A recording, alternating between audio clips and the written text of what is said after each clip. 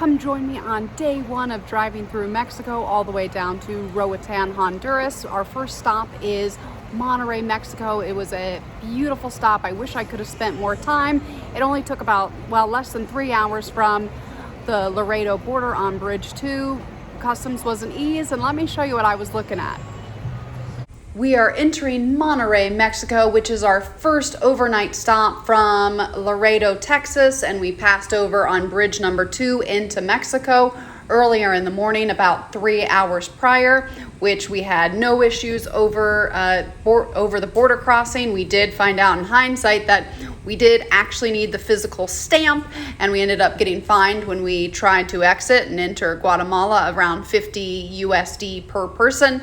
But that was more user error, and we just drove right through the border because they waved us through with a green light, and I was like, well, that was easy.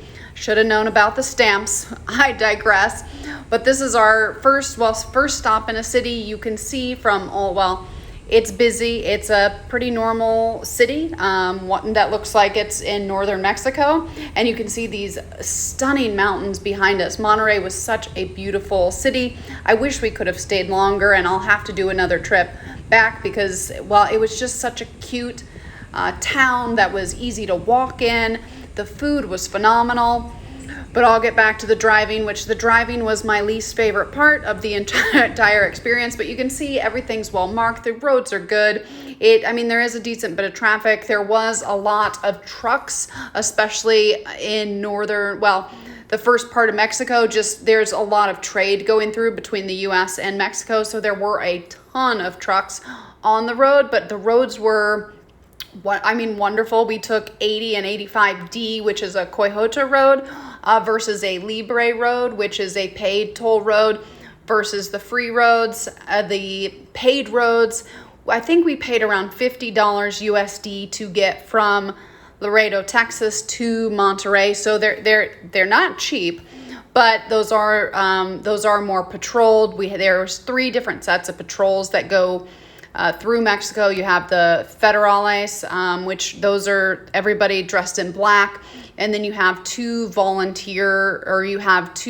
services. I know one's a volunteer that just kind of drive the highway. And then there's another group that's just, they're looking for vehicles that have broken down or if anyone needs help. There's also stations for Wi-Fi service or a phone. And so it was really nice. I wish they had those in like Kansas, because you get out in the middle of Kansas or in kind of Midwestern United States, there's just nothing there. And it's difficult to get help, but never once felt unsafe. Everything was very professional. There were gas stations constantly. I don't think we ever went never more than an hour, but maybe never even more than 30 minutes. And what was nice is there's also restrooms. Now you do have to pay, I think it was 5 pesos. So, there's Lego, but there were bathrooms. They were clean. They were fine.